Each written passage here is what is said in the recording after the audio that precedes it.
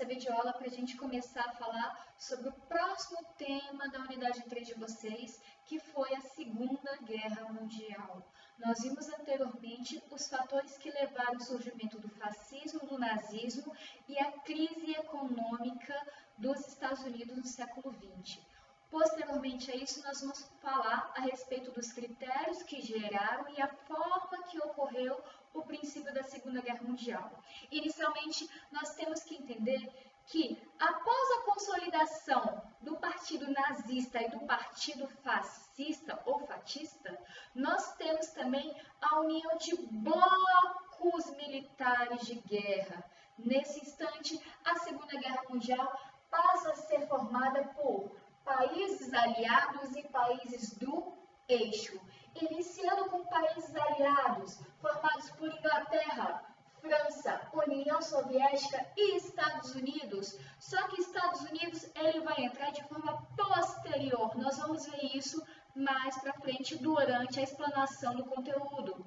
Enquanto os países do eixo serão formados pela Alemanha, a Itália e o Japão. Nós temos que entender os fatores que estimularam esses países do eixo a iniciarem um processo de Segunda Grande Guerra.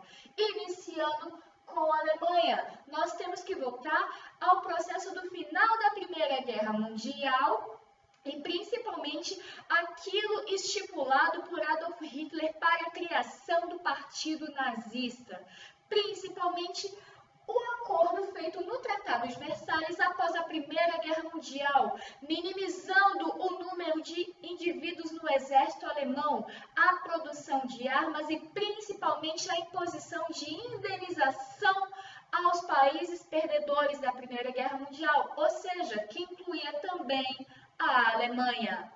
A Itália vai entrar no conflito de Segunda Guerra Mundial por não ter tido compensação financeira durante o primeiro conflito.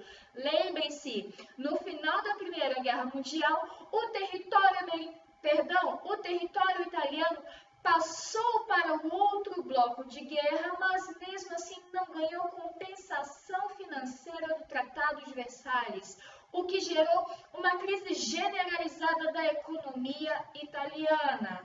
E o Japão, apesar de não ter feito parte da Primeira Guerra Mundial, se insere nesse período de Segunda Guerra Mundial para buscar estimular o seu processo de industrialização, que havia iniciado no princípio de Era Meiji. Vocês lembram disso? Que foi a invasão norte-americana no território japonês, na busca de modernização do território oriental japonês e também busca da exploração de matéria-prima japonesa. Nós já vimos isso no ano passado e vai ser justamente isso que vai estimular o Japão a iniciar o seu processo de industrialização. A partir disso, eles viram a necessidade de ter o apoio de demais países na busca de matéria-prima, iniciando dessa forma a Segunda Guerra Mundial.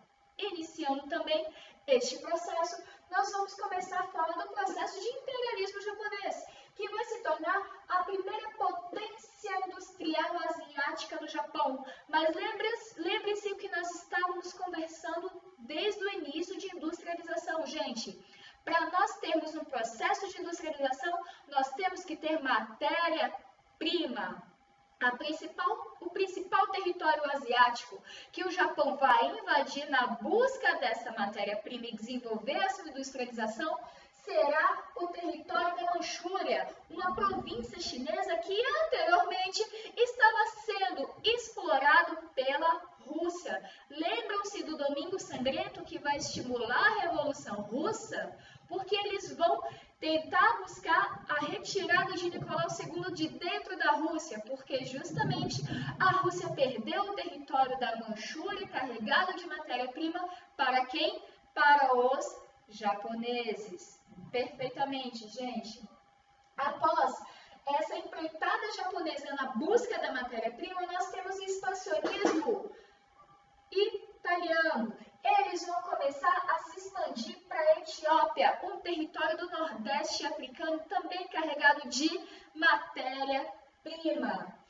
Vai se ter ter também a venda dessa matéria-prima ou de demais matérias-primas vindas dos alemães e dos americanos para os italianos. Estados Unidos e Alemanha vão iniciar um processo de venda de matéria-prima como forma de expandir industrialmente o território italiano, mas sempre levando em consideração no caso dos Estados Unidos, o que eles queriam na venda da matéria-prima? Reestimular o desenvolvimento econômico que foi quebrado com a quebra, ou seja, com a queda da Bolsa de 29. Entendido, gente? Muito bem. Além disso, expandindo a busca de matéria-prima pela região da Etiópia, a Itália vai buscar comprar matéria-prima da Alemanha e dos norte-americanos, o que vai gerar a imposição dos ingleses para todos os países europeus de não comercializarem produtos dos italianos. Concluído isso, nós ainda temos o processo desse mesmo princípio da aliança de Mussolini com Adolf Hitler, a união que fez gerar o processo dos países do eixo, ou também chamado de eixo de Roma, Berlim e Tóquio, capitais dos países que vão se unir, ou seja, Itália, Alemanha e Japão.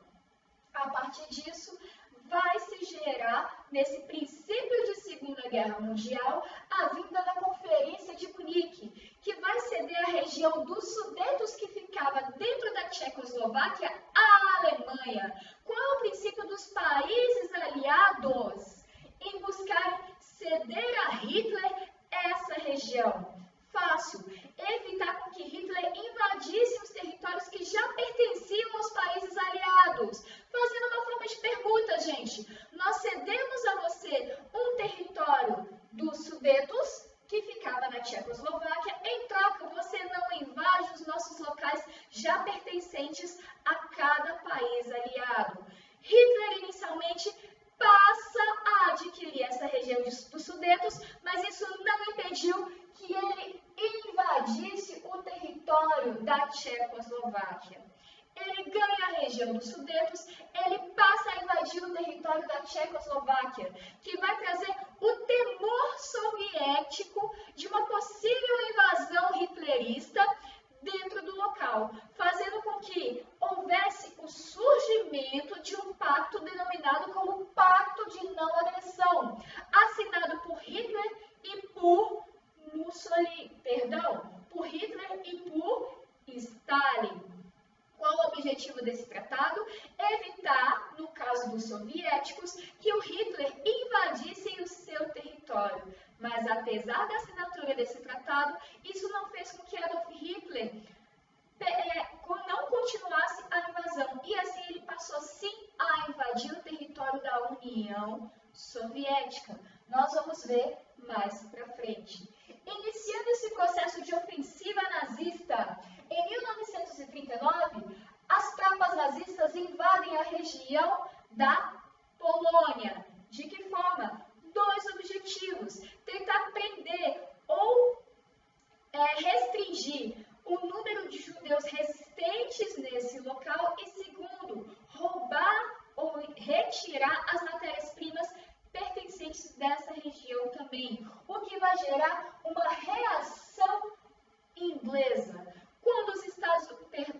Quando a Inglaterra passou a impor o seu exército inglês contra o Adolf Hitler dentro dessa região da Polônia, os alemães passam a bombardear a cidade de Londres, ou seja, a capital inglesa.